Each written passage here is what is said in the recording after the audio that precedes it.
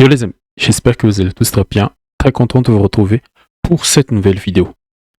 Manchester City remporte ce derby mancunien dans le cadre de la quatrième journée de Premier League. Victoire nette, sans conteste, des Citizens 3-0 contre leurs voisins de United. Victoire acquise grâce au but de Foden et le doublé de l'inévitable Erling Haaland. Et avant de commencer le débrief, je vous invite déjà les amis à liker la vidéo, pourquoi pas, et surtout je vous invite à vous abonner si vous ne l'êtes pas encore. Du coup, Manchester City, Manchester United, sur les 11 de départ, on va commencer par ça comme d'habitude. Pour les Citizens, Guardiola a aligné un 4-1-4-1. On a eu le début de Donnarumma dans les buts. On a eu Kusanov à droite de la défense, Ruben Dias et Gvardiol l'axe central et le jeune O'Reilly en tant que latéral à gauche. Il y a pas mal de blessés aussi. Côté City, on va voir un peu.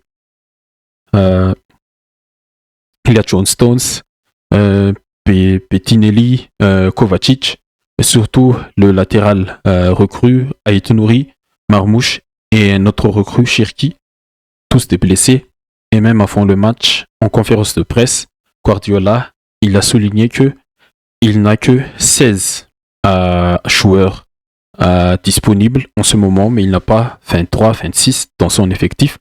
Mais ça n'a pas empêché quand même son équipe de maîtriser les Red Devils et d'aller chercher surtout aussi ce 3 points-là, très important parce que City, il reste quand même sur 2 défaites consécutives, je pense. Ouais, un contre Tottenham à l'Etihad et juste avant la trêve, une défaite contre Burnley. Et cette victoire leur donne un peu plus de confiance quand même avant de recevoir Naples en Ligue des Champions cette semaine et surtout avant la rencontre contre Arsenal. Et du coup, petite parenthèse tout ça, mais sur l'11 de départ, au milieu quand même Rodri, le sentinelle, très important, même s'il n'a joué que 75 minutes, il revient toujours d'une grande blessure, les ligaments croisés, c'est pas toujours facile, mais il a fait son match sur la ligne de 4, Doku à gauche, 2 passes décisives pour lui, pour moi c'est l'homme du match, malgré les 2 buts d'Erling Haaland. Mais Doku, il a été très intéressant sur ce côté. Il a pas mal dribblé le côté de Mazraoui. Voilà. Au milieu, on a eu Reinders et Foden et Bernardo Silva sur l'autre côté. Et bien sûr, le cyborg Haaland. Voilà pour ce 4-1-4-1 Citizens. Et pour Amorim, bien sûr, on a eu son 3-4-2-1. Lenny Yoro, attendez un peu, voilà, j'ai oublié le petit crayon. Bayendir dans le but, Yoro, Delirte, Shaw, l'axe central à 3. Mazraoui sur le côté 3, Tourkou sur le côté gauche, un double pivot au milieu, Fernandez Ugarte, et la première titularisation de Benjamin Sesko, accompagné de Bemo et de Diallo en attaque. On va parler de United parce que ça ne marche pas. Je pense que Amorim, il doit laisser ce 3-4-2-1. C'est mon avis personnel. Je l'ai déjà dit sur un débrief de United. C'était United Arsenal, je pense. Mais ce 3-4-2-1, ça pose beaucoup de problèmes pour moi parce que tu limites l'influence de Fernandez au milieu.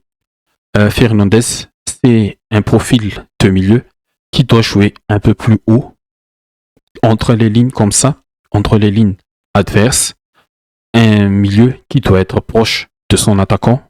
Quand même, il doit créer un lien entre Sesko. Il doit créer plus de liens et de combinaisons avec Mbembo. Et pourquoi pas aussi Diallo. Donc, Fernandez dans ce double pivot-là, ça ne marche pas pour moi. Il est vraiment limité. Il n'a pas d'influence. Il ne peut pas construire de tout pas. Et il manque quelqu'un dans l'entrejeu d'United. Sur des séquences, j'ai vu que on va un peu illustrer parce que je sais pas des images.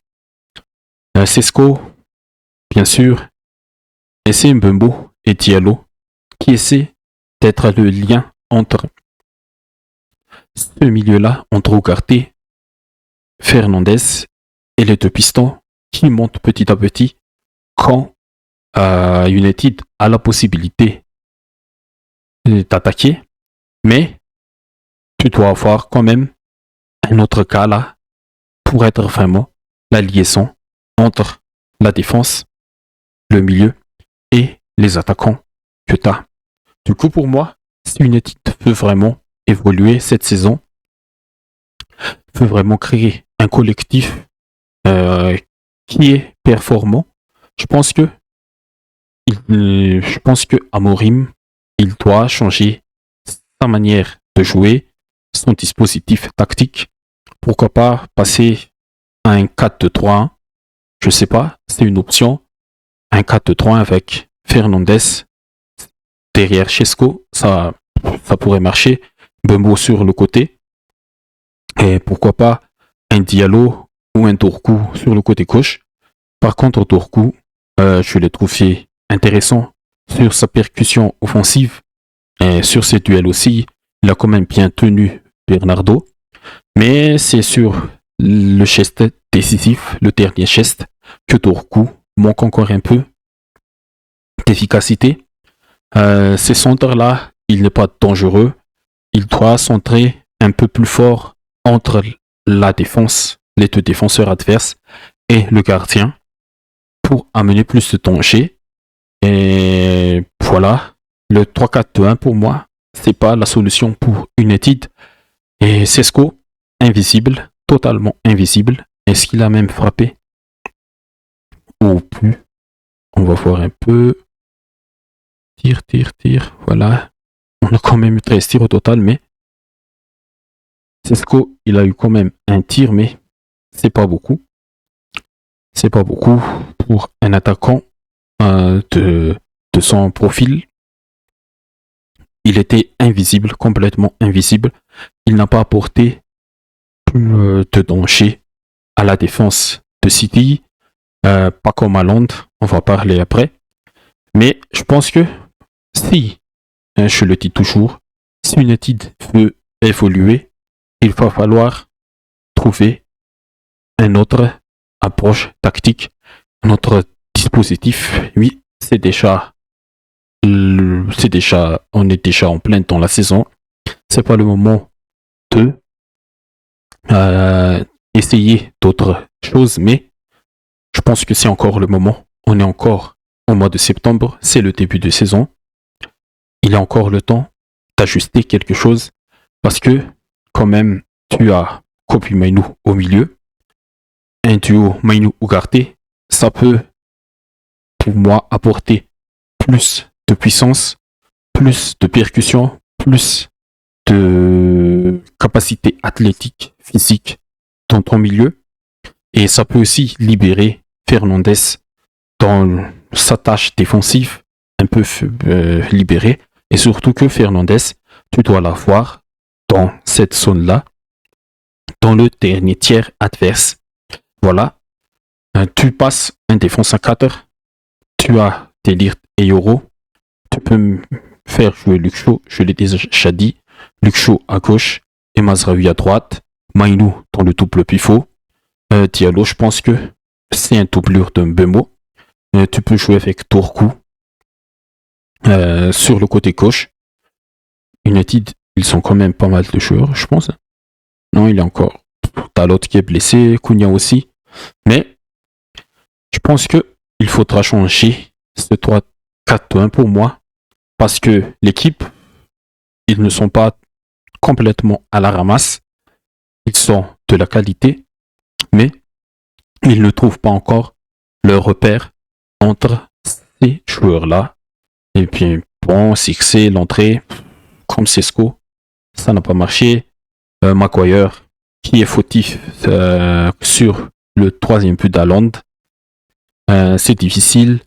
Casemiro, je ne sais pas pourquoi il est rentré à 3-0, mais je pense que le milieu qu'il faut essayer, c'est Mainu ou Karté. Ouais, pourquoi pas. Ils sont peut-être complémentaires. Et essayer ce 4-2-3-1.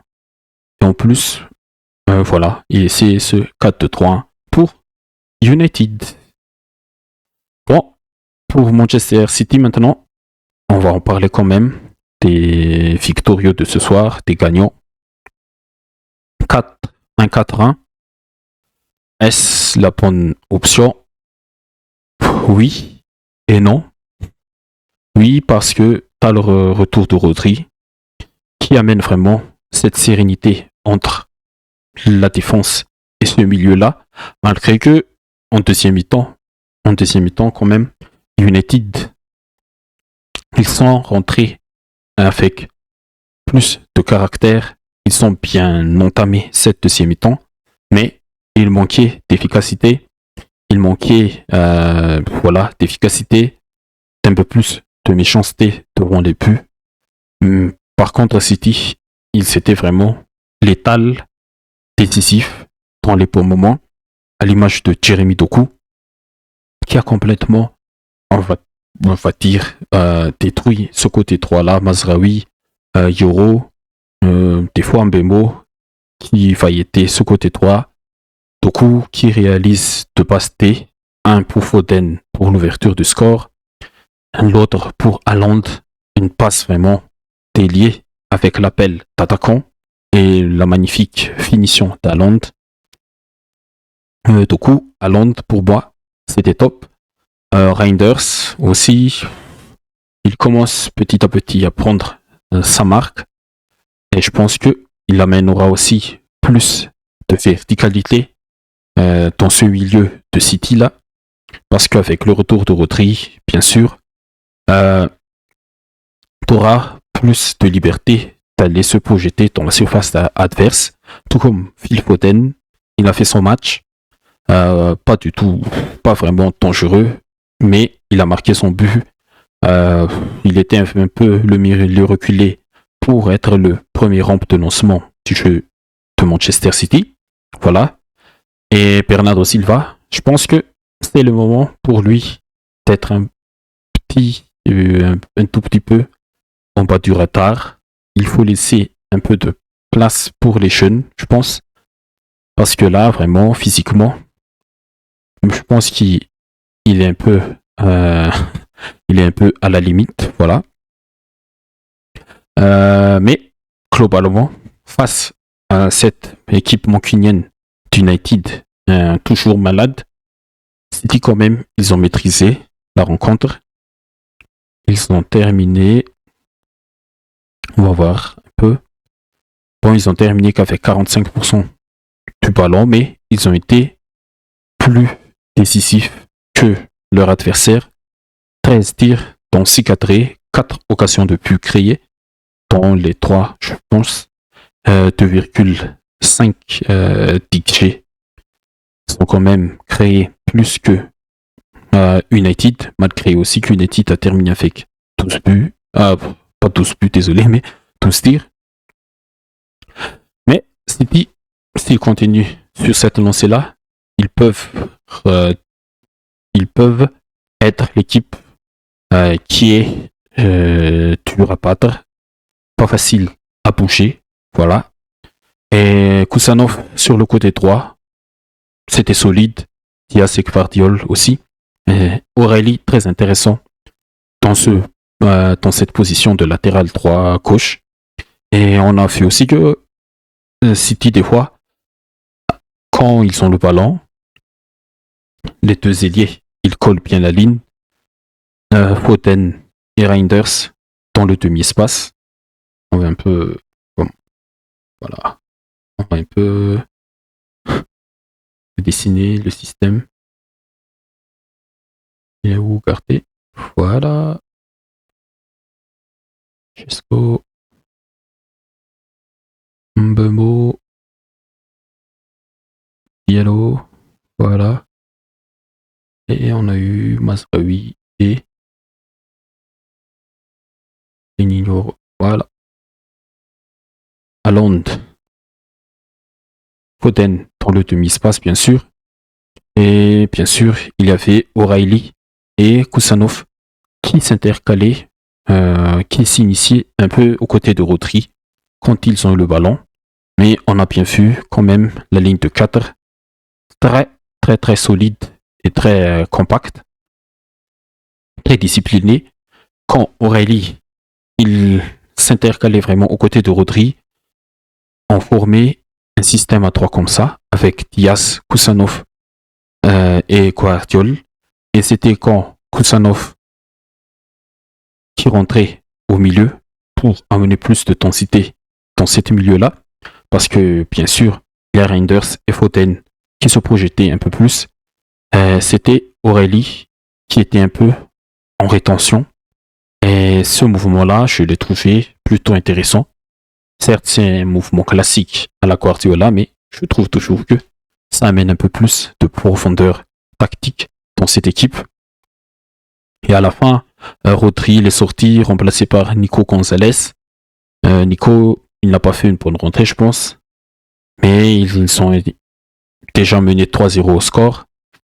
Savigno rentré à la place de Doku, je pense. Oscar Bob à la place de Bernardo. Nathan Ake, c'était à la place de qui déjà? Je pense que à la place de Haaland. Ouais, Haaland il est sorti. C'était Foden qui a terminé en tant que faux neuf. C'était comme ça. Et Aurélie au milieu. Voilà. Mais globalement, je pense que City, ils ont maîtrisé le sujet. Et a souligné aussi deux belles arrêts de Donnarumma quand même.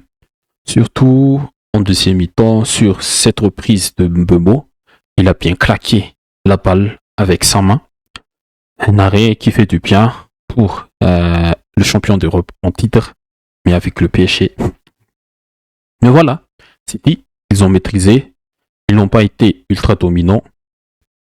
Mais voilà, c'était la maîtrise, le contrôle. Et surtout, chez Tuté, ils ont été vraiment létals, décisifs, avec leur individualité. Le collectif n'est pas encore abouti, mais les individualités, ils ont beaucoup aidé ce soir, à l'image de Doku, que je mets toujours au nom du match, de passe D quand même, et le doublé de Haaland.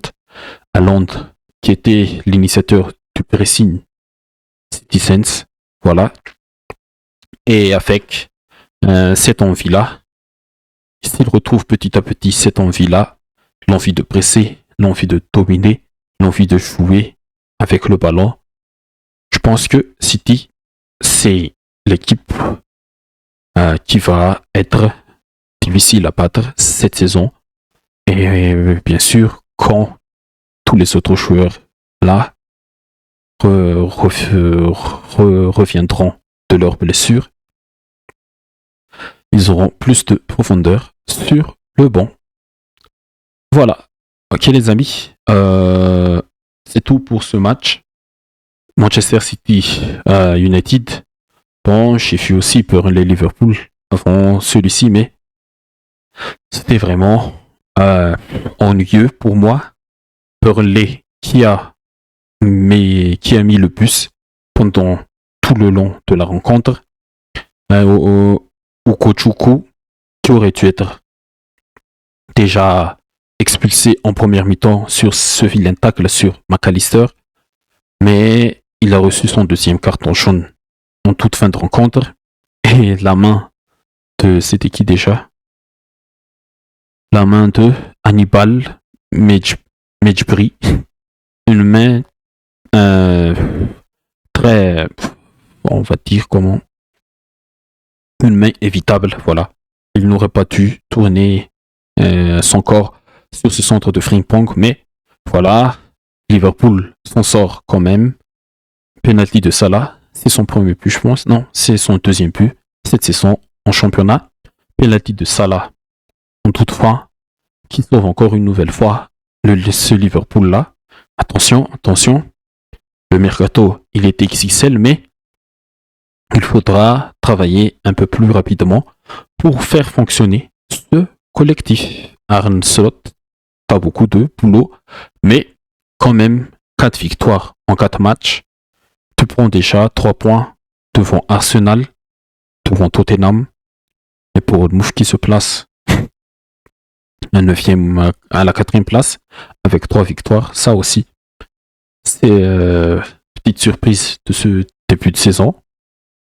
Et voilà, Chelsea qui a fait match nul, c'est dommage.